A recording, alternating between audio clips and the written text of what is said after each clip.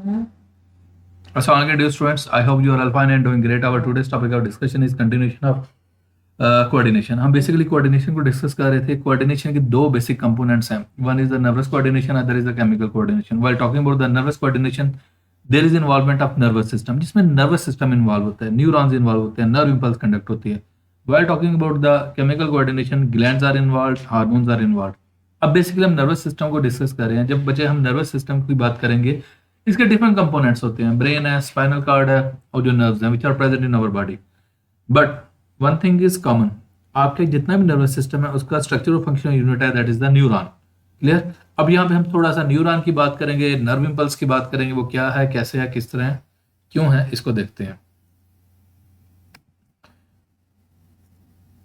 Neuron और nerve cells are the cells that transmit nerve impulse. ये basically वो cells हैं जो नर्व इंपल्स को ट्रांसमिट करते हैं. क्लियर. अब हमारे माइंड में क्वेश्चन आ जाएगा, यार ये नर्व इंपल्स क्या चीज है. ये मैं जो स्टेटमेंट अभी बोलने लगा हूं इसको नोट डाउन कर लीजिएगा, लिख लीजिएगा कहीं. Wave of electrochemical changes that travel along the length of neuron. मैं दोबारा बोलता हूं, wave of electrochemical changes that travel along the length of neuron, that is called as the nerve impulse.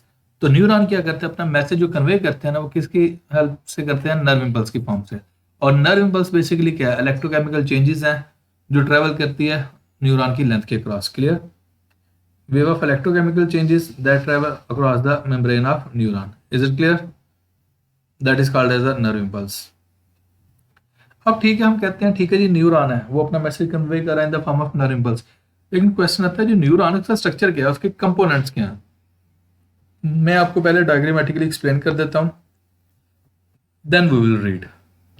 Diagram को समझे. ये सपोज एक न्यूरॉन की डायग्राम है. अब इसके तीन बेसिक पार्ट्स हैं, तीन बेसिक कंपोनेंट्स हैं. पहले उनको देखते हैं, बाकी को बाद में देखें. First one is the cell body, other is the dendrite, third thing is the axon. अब स्टेटमेंट पे गौर कीजिएगा. मैंने कहा तीन बेसिक कंपोनेंट्स हैं. First one is the cell body, other is the dendrite, third one is the axon. अब cell body main content है, मेन पोर्शन है, जहां पे मोस्ट ऑफ द साइटोप्लाज्म है, मोस्ट ऑफ द ऑर्गेनल्स हैं. इसमें nucleus है और बहुत सारे क्या है, ऑर्गेनल्स हैं. Clear. That is called as the cell body. अब इससे दो साइटोप्लाज्मिक प्रोजेक्शन, दो साइटोप्लाज्मिक एक्सटेंशंस निकलती हैं. एक को हम डेंड्राइट कहते हैं, दूसरे हम एक्सॉन कहते हैं.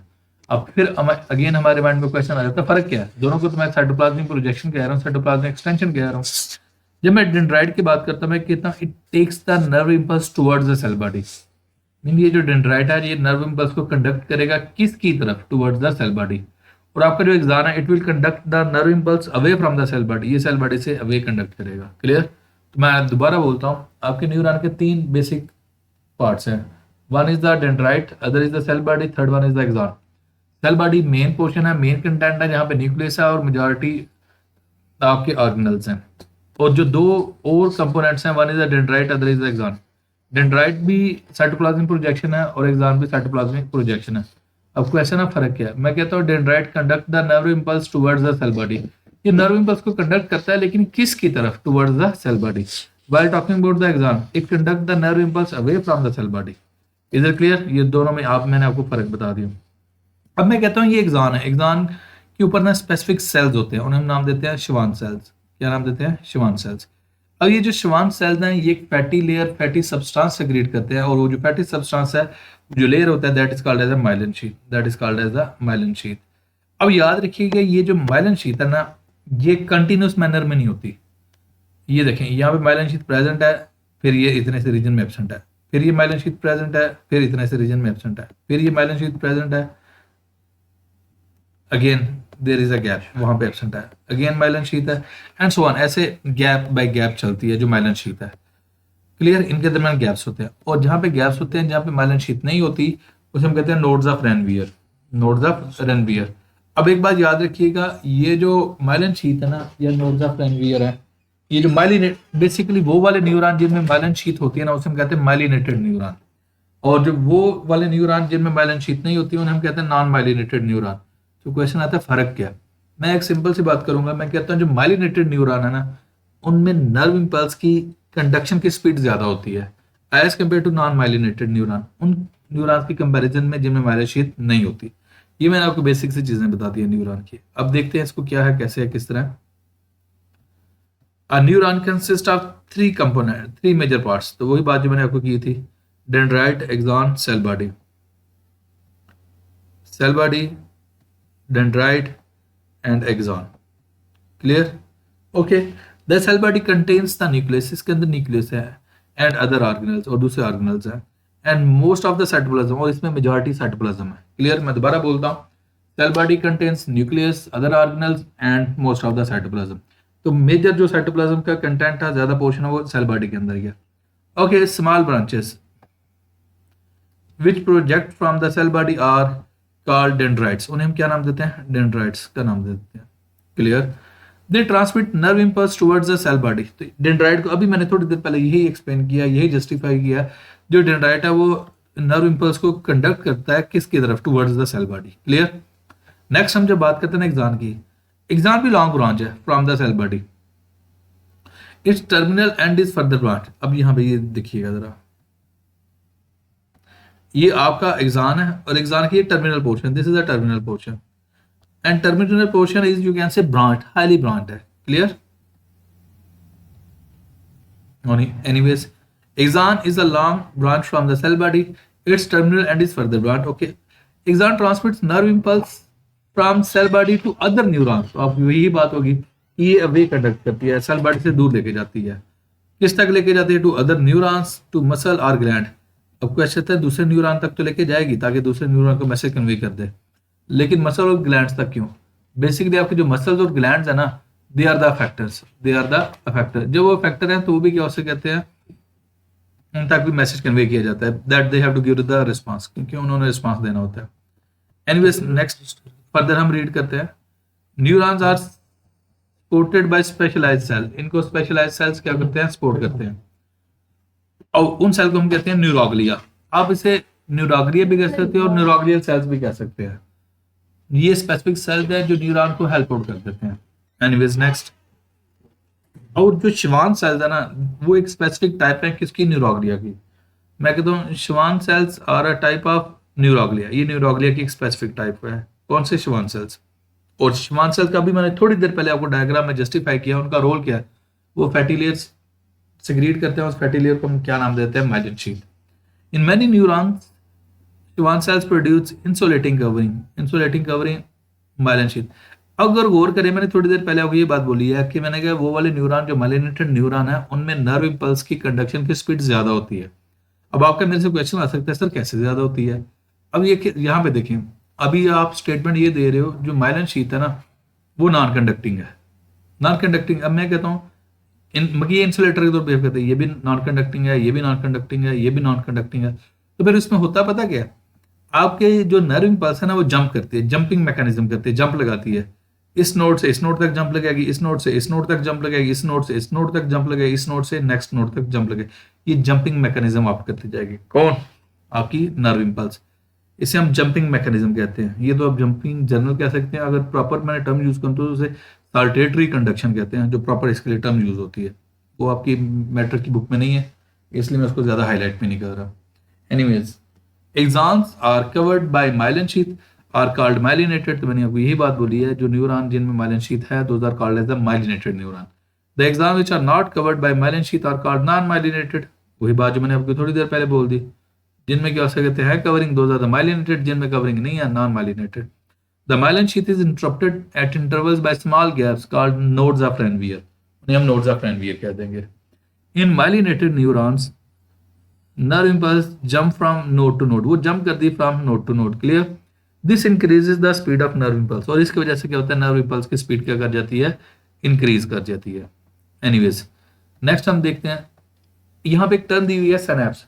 बाकी मेरे से क्वेश्चन आ सकता है, सर सिनैप्स क्या चीज है? सिनैप्स को मैं कहता हूँ microscopic gap present between two consecutive neuron. दो न्यूरॉन्स के दरमियान जो गैप होता है ना, उसे हम कहते हैं that is a synapse.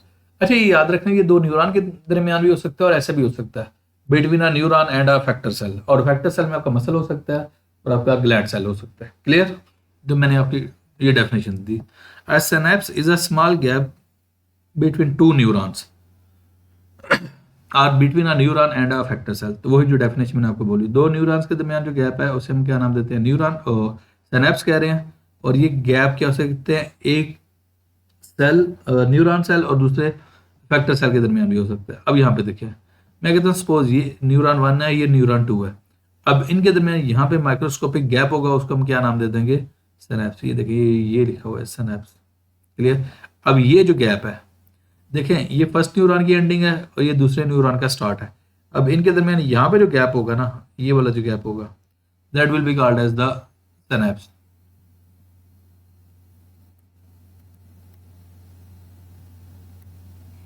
Okay, when the nerve impulse reaches at the end of the neuron, जब एक न्यूरॉन की एंड पे पहुंच जाती है, it can not jump directly from to the next neuron. ये नेक्स्ट न्यूरॉन या अफेक्टर तक जंप नहीं कर सकती। क्लियर? अब फिर क्वेश्चन आता है, अगर ये एक न्यूरॉन है, उससे कंटिन्यू होती जा रही है, चलती जा रही है, चलती जा रही है, एंड तक पहुंच गई। अब जो नेक्स्ट न्यूरॉन है उसके साथ अटैच नहीं है, उन दोनों के दरमियान है। अब यहाँ पे नर्व इम्पल्स जंप भी नहीं कर सकती। अब क्वेश्चन आता है यहाँ पे वो ट्रैवल कैसे करेगी, नेक्स्ट कैसे ट्रांसमिट होगी? अब इसको देखते हैं। Neurotransmitter are specialized chemicals that help carry messages across the synapse. वहां पे स्पेसिफिक केमिकल्स रिलीज किए जाते हैं और उन केमिकल्स को हम क्या नाम देते हैं? Neuro transmitter.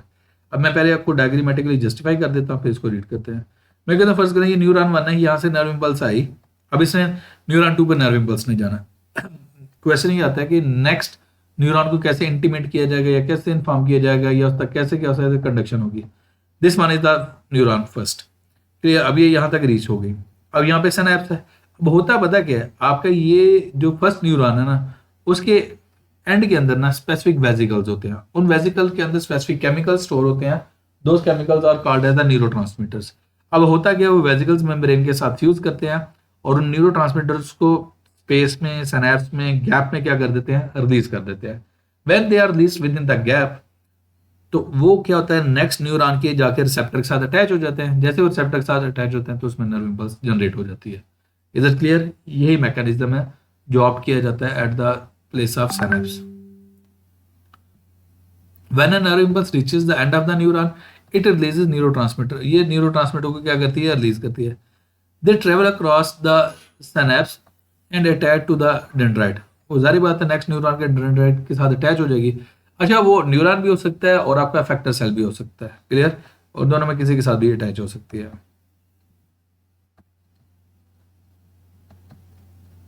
It helps the nerve impulse to continue its journey. वो अपना जर्नी कैसे कहते हैं? कंटिन्यू करती है। Examples of neurotransmitters include dopamine, serotonin and acetylcholine. ये एग्जाम्पल्स हैं। आपसे एमसीक्यू आ सकता है कि can you quote an example of the neurotransmitter? Dopamine है, आप डोपामाइन भी कह सकते हैं। सेरोटोनिन आ रहा है और एसिटाइलकोलाइन आ रहा है। क्लियर? नेक्स्ट है टाइप्स ऑफ न्यूरॉन। न्यूरॉन की स्पेसिफिक टाइप्स भी हैं। 3 टाइप्स हैं आपके, सेंसरी न्यूरॉन है, मोटर न्यूरॉन है और इंटर न्यूरॉन है। क्लियर? अब क्वेश्चन आता है ये सेंसरी न्यूरॉन, मोटर न्यूरॉन और इंटर न्यूरॉन क्या चीजें हैं? ओके, अब मैं आपको यहाँ पे जस्टिफाई करता हूँ। आपका सपोज स्टिमुलस है, स्टिमुलस को परसीव कौन करेगा? रिसेप्टर। रिसेप्टर मैसेज देगा किसको? सेंसरी न्यूरॉन को। सेंसरी न्यूरॉन मैसेज ले जाएगा किसके पास? इंटर न्यूरॉन के पास। अब इंटर न्यूरॉन पता क्या करेगा? उस इन्फॉर्मेशन को एनालाइज करेगा, इंटरप्रेट करेगा और कमांड दे देगा। लेकिन कमांड किसको देगा? मोटर न्यूरॉन को। अब मोटर न्यूरॉन मैसेज किसको देगा? अफेक्टर को, और अफेक्टर क्या कर देगा? रिस्पॉन्स दे देगा। ये एक पूरा कंप्लीट प्रोसेस है। मैं दोबारा बोलता हूँ, स्टिमुलस होगा। स्टिमुलस को हम डिफाइन करते हैं एनी चेंज इन एक्सटर्नल और internal environment that may produce response within living organism that is called as stimulus. अब स्टिमुलस को परसीव कौन करता है? रिसेप्टर। रिसेप्टर से मैसेज किसको चला गया? सेंसरी न्यूरॉन को। सेंसरी न्यूरॉन मैसेज लेके किसके पास जा रहा है? इंटर न्यूरॉन के पास। अब इंटर न्यूरॉन आपका कहाँ पर है? वो ब्रेन में हो सकता है या स्पाइनल कॉर्ड में हो सकता है। अब ब्रेन और स्पाइनल कॉर्ड का काम क्या? उस इन्फॉर्मेशन को रिसीव करना, एनालाइज करना और कमांड दे देना। अब कमांड किसको देगा? अच्छा, वो कमांड किसको देगा? मोटर न्यूरॉन को। और मोटर न्यूरॉन किसको देगा? अफेक्टर को। अफेक्टर किसको? रिस्पांस दे देगा। क्लियर? एनीवेज, अब इनको देखते हैं। यहां तक हम बात कर चुके थे, पहले न्यूरॉन की बात कर चुके थे, फिर हमने सिनेप्स की बात की, नर्व इम्पल्स की बात कर चुके हैं। अब टाइप्स ऑफ न्यूरॉन है। बेसिक 3 टाइप्स है। One is the sensory neuron. अब सेंसरी न्यूरॉन मैंने आपको पहले बता दिया है, वो मैसेज लेगा किससे? रिसेप्टर से। किसको दे देगा? इंटर न्यूरॉन को। इंटर न्यूरॉन कहाँ पे मौजूद है? सीएनएस में। सीएनएस आपका क्या है? Central nervous system. और सेंट्रल नर्वस सिस्टम के 2 ही पार्ट है, ब्रेन और स्पाइनल कॉर्ड है। Sensory neuron transmit nerve impulse from receptor to the CNS. वो किसको मैसेज दे देगा? To the CNS. Is it clear? Okay, next हम देखते हैं interneurons, interneurons are present in brain and spinal cord, ये कहाँ पे प्रेजेंट है, ब्रेन में और स्पाइनल कार्ड में। They receive impulses from sensory neuron and transmit them to motor neuron. अब इन्होंने क्या किया, मैसेज रिसीव किया था किससे, सेंसरी न्यूरॉन से, उस इन्फॉर्मेशन को क्या किया था, इंटरप्रेट किया था, एनालाइज किया था, और नेक्स्ट जो भी कमांड देनी थी वो किसको दे दी, मोटर न्यूरॉन को। अब मोटर न्यूरॉन आपका क्या कर देगा, मोटर न्यूरॉन आपका कर देगा, मैसेज लेके चला जाएगा किसके पास, अफेक्टर के पास। अफेक्टर आपके मसल्स हो सकते हैं, ग्लैंड्स हो सकते हैं, ये लिखा हुआ है बल्कि। Motor neuron transmit nerve impulse from interneuron to the effector, effector आपके क्या, मसल्स और ग्लैंड्स हैं, क्लियर है। और ये ऑलरेडी हम डायग्राम डिस्कस कर चुके हैं, जिसमें डेंड्राइट है, सेल बॉडी है, एक्सॉन है, ये सारी चीजें हम डिस्कस कर चुके हैं। एनीवेज अब 2-3 बॉक्सेस हैं, उनको हम देख लेते हैं।